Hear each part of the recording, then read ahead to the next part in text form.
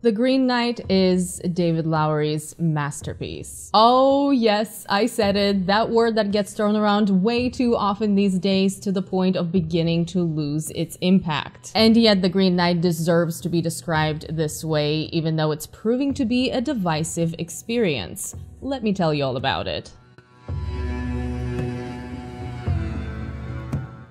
Hey everyone, I'm Mariana, this is Impression Blend, and I am clearly not afraid to use strong words to describe my feelings for The Green Knight. Now this is going to be a full-on spoiler discussion, so if you're looking for a spoiler-free review, I will leave a link to one I wrote in the info box below. But yes, this film is stunning, vivid, atmospheric, and spellbinding. It respects its origins while also contextualizing the story for a modern audience. David Lowery's retelling of Sir Gawain and the Green Knight deserves to be praised as one of the best fantasy films ever made. Based on a 14th century poem by an unknown author, this is a medieval coming-of-age story about an unproven knight and King Arthur's own nephew who embarks on a quest of honor. During a Christmas celebration in Camelot, a mysterious Green Knight appears to challenge one of Arthur's brave men to a bizarre game. Whichever of them is boldest of blood has to strike the guest and a year later visit him in the Green Chapel to receive the same strike in return. Now, our young hero sees this as an opportunity to prove himself, so he accepts the challenge without thinking much of it. I mean, even King Arthur says it's just a game. So Gawain hacks the visitor's head off with a single swing of a sword, and then everyone watches in horror as the Green Knight gets up, gets back on his horse, and gallops away while holding his laughing severed head. They clearly didn't think this one through. You understand this challenge? The next year passes all too quickly, and Gawain has to set out on his journey to the Green Chapel to complete the game, as an honorable knight should. His quest of honor also turns into a character-defining adventure through which he has to discover who he is and what kind of man he wants to be. Everyone he encounters on his journey is there to test his character and offers a lesson for him to learn, so by the time he gets to the Green Chapel, he is not the same man. At that point, Gawain finally understands what being an honorable man means, and he is ready to complete the game, aka get his head chopped off. Just like the book it's based off, the film tells a subversive story, though not quite in the same way. Where the poem offers the conflict of divided loyalties on a quest to knightly perfection, the movie focuses on examining the ideas of knighthood, chivalry, and honor. Both works do not take the sword action route and instead go for personal growth and symbolism. There is a duality to this story, not just in its basic structure, but in characters, themes, and ideas. It's life versus death, civilization versus nature, Christianity versus paganism, action or inaction, Essel or the lady, the game of trading blows, the agreement of the exchange of winnings, obviously the choice Gawain has to make at the end. If you take a closer look, duality is all over the Green Knight, and it ultimately circles back to the contradictions and the ambiguity of humanity within us and the world around us. As a lead character, Gawain is undeniably far from the traditional romanticized idea of knighthood and chivalry. The way David Lowery himself puts it, my Gawain is someone who is not terrible, he's no wretched scum, but he isn't the best version of himself he could be. The writer-director was interested in exploring a character who eventually comes to realize his own flaws. At the beginning of the film, we see an entitled young man who is not in a hurry to prove prove his worth. When asked if he's a knight, he responds, "Not yet," clarifying he still has time. When at the feast he's asked to tell a story about himself and his achievements, he says he has nothing to tell. He is warned by Guinevere that he is in the company of great men, referring to the Knights of the Round Table, and that he should not take his place among them idly. Even after the encounter with the Green Knight, knowing the terms of the game and that he potentially only has 1 year left to live, he still doesn't take his time seriously. It doesn't even seem like he planned on going anywhere. It takes a visit from King Arthur to get him on his way. A big change from the original poem to this adaptation lies within Gawain's character. In the book, he is already a knight at the beginning, hence the title Sir Gawain and the Green Knight. In the movie, it's this journey that has to earn him that title. In the original, he's also nowhere near as flawed as in the film version, which is where Lowery makes an interesting choice, turning this into a coming-of-age quest for maturity, on top of it being a morality tale.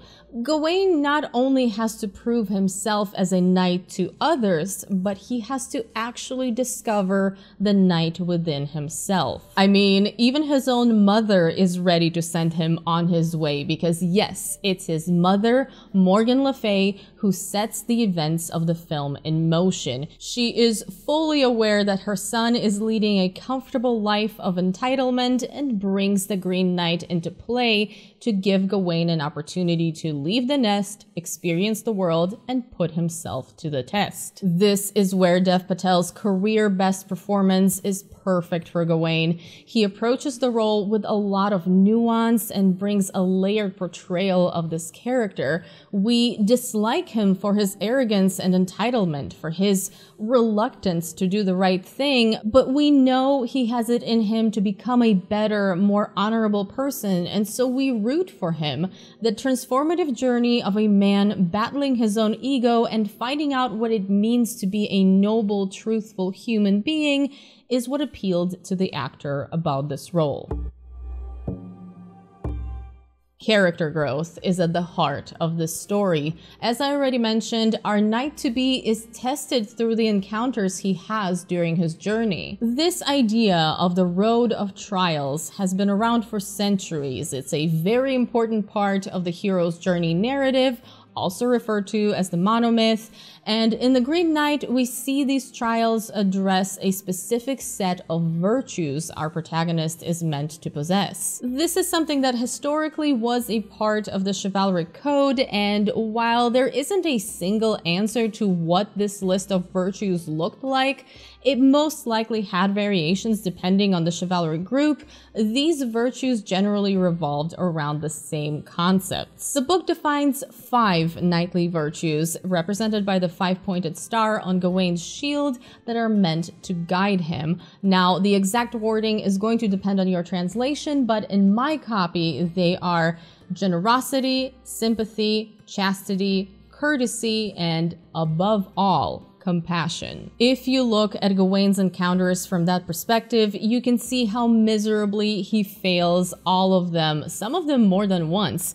When he meets the scavenger, he doesn't really care what's going on with him, and even when this guy gives him directions to his destination, Gawain has to be reminded to pay him for his favor. He then finds himself at Holyhead, which is a real place in Wales. You can look up Holywell and the legend of Saint Winifred, who is the apparition Gawain encounters there. He not only rudely makes himself at home and tries to touch her, but also when he hears the request to find her severed head at the bottom of the lake, he responds by asking what he can get in return. A knight should know better indeed. Only when he completes the task without any promise of reward does he get the Green Knight's axe magically returned to him, Finally, he has earned it. His last encounters are the Lord and Lady of the castle, as well as the suspicious silent old woman who is definitely meant to be Gawain's mother, keeping an eye on him. This is something that's actually confirmed in the poem, but in the film, even just from the visual cues alone, this is the only explanation for her presence and behavior. A lot happens at the castle, but here are the two big points. First of all, Gawain and the Lord agree to an exchange of winnings, which he fails to uphold by not giving the Lord his green protective girdle. And second, he is tempted by the lady, and we all remember how that turned out. There are other instances of Gawain not being the best example of knightly virtues, starting with the way he strikes the Green Knight in the beginning and the arrogance with which he approaches the task, the way he treats Essel and later denies the token she gave him means anything to him, the way he treats the fox who has been guiding him. It's not until the very end, when he is faced with the Green Knight, does he finally realize the error of his ways and the dishonorable path he has been heading down. Just like with everything else in the story, there are multiple interpretations of the Green Knight and what he's supposed to represent. My immediate reaction to the character was to connect him to the Green Man, a famous figure in folklore and someone who most often represents rebirth, the cycle of life, and the arrival of spring. Taking into account the Green Knight's connection to nature, him getting back up after being beheaded, and the idea of Gawain being reborn as an honorable man as a result of his quest, this is an easy parallel to draw. But just like the rest of the story, the Green Knight is not a one-dimensional concept. The duality of his character is expressed in the lady's haunting speech at the castle, which is David Lowery's own take on the symbolism of the color green, performed beautifully by Alicia Vikander. It's also worth noting that the idea of the Green Knight being a pagan character is a complicated one. When it comes to medieval chivalry, a major part of knighthood as a concept was promoting Christian values through these heroes people would look up to. So, as the poem and the film juxtapose Christianity and paganism, civilization and nature, defining this character as a knight is a very interesting choice. While nobody delivers a speech on the symbolism of the color green in the book, what we do get is an explanation behind the Green Knight's identity and motivations. These things are very strongly hinted at in the film as well, though they are never as explicitly stated as they are in the book. At the end of Sir Gawain and the Green Knight, it's revealed that Morgan Le Fay, Gawain's aunt in the book but his mother in the film, is behind all of this. She is the one who sent the Green Knight with his game. Morgan is an important character when it comes to Arthurian lore. She is a powerful enchantress, an apprentice of Merlin, and in some versions of the legend, the enemy of Arthur and Guinevere, despite being the king's half-sister. While the book reveals this information almost as an afterthought, David Lowery decided to take this to the next level, making the subplot a lot more personal and implying that this was the mother's attempt to push her son out into the world. Another thing to pick up on here is that the Green Knight is also the Lord of the Castle. Once again, this is something that is stated clearly in the poem and strongly hinted at in the film through specific dialogue choices and visuals. For example, the Lord immediately knows who Gawain is and what his destination is. Sure, he brushes it off as something everyone knows because Gawain is so famous, but considering everything else, it seems quite suspicious. There is also an interesting exchange between the two men during which the Lord questions the concept of honor and the goal of this quest, how this one thing is suddenly going to turn Gawain into a whole new person. He later knows about the green protective girdle given to Gawain, first by his mother and then by the lady, as does the Green Knight at the end of the film, who commends Gawain for taking it off finally facing him without the promise of protection. There's also this brief moment of CGI magic at the end of the film which you have to pay close attention to or you will miss it. As the Green Knight is sleeping, we see his features begin to change, and there is a very clear moment of the Green Knight's face turning into Joel Edgerton's. Now, Lowery does point out that the face actually changes into every character for a brief moment, which is supposed to be a reminder to the audience that everything about this journey has been about the pursuit of one thing, Gawain's pursuit of honor. But the fact remains that all of these encounters aren't a coincidence, and the Lord is the most curious one of them all. If you ask me, I am willing to bet that the Scavenger is also an iteration of the Green Knight, or at least somehow possessed by him. The character presents Gawain with his first real test, and his presence at the Field of the Dead, combined with his remarks about the nature doing its work with the bodies, and the Green Chapel being all around us, cannot be a coincidental choice of words.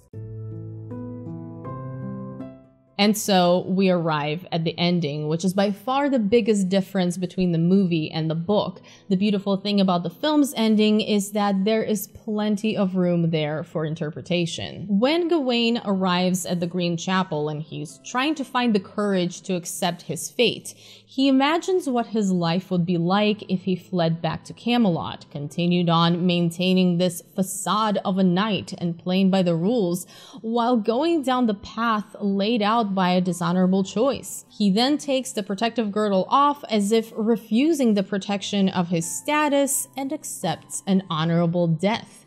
At this point, the movie cuts to black and we are left to decide for ourselves whether he truly got beheaded or not. The poem's ending starts in a similar way. Gawain struggles accepting his fate, though there's no flash forward or imaginary scene of any kind. He eventually lets the Green Knight strike him, but the Green Knight does not behead him and instead just gives him a cut on the neck. We then find out that the person behind all of this is Morgan Le Fay, and the Green Knight never intended to actually kill Gawain. He returns to Camelot, ashamed that he behaved deceitfully, but is forgiven by King Arthur and the knights. It's pretty much a happy ending. What I love about the film's ending, though, is whether or not you believe Gawain dies at the end, it just feels right. With his what-if sequence, David Lowery tricks us into believing this is something that's actually happening, and it feels so wrong. It's disappointing to see Gawain run and not hold up his end of the bargain. Seeing him knighted and crowned feels so hollow, and watching the way he treats Essel according to her social status is absolutely heartbreaking and horrifying. Cutting back to the Green Chapel with him realizing this is not the man he wants to be and being ready to meet his fate feels so much more satisfying. As Lowery puts it, he faces his fate bravely, and there's honor and integrity in that.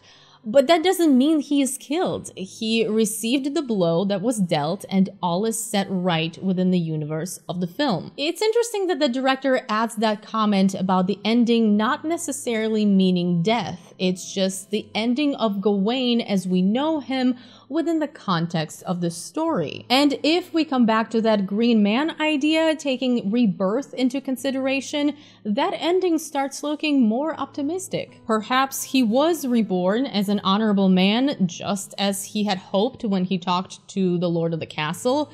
Perhaps he survived and returned to Camelot having learned his lesson, and he will not bring ruin to the kingdom because he is now a better person. Or perhaps he did lose his head because one way or another, death comes for everyone, whether you seek it or not.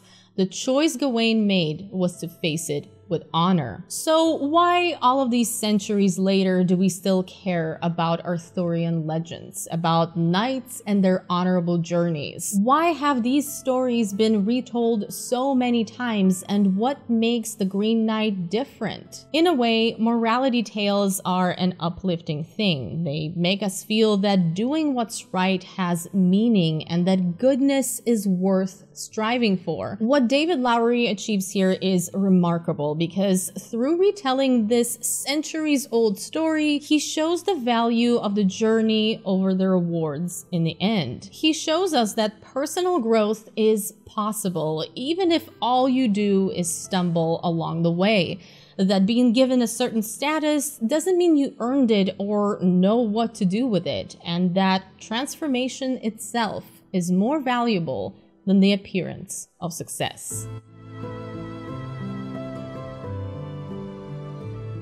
Thank you guys so much for watching this video. I hope you enjoyed it, and I cannot wait to discuss the Green Knight with you in the comments. A big thank you to all of my patrons for supporting me on Patreon, with an extra special thank you to the patrons whose names are on the screen right now. But as always, I hope all of you are having a wonderful day, and I will see you very soon in my next video. Bye!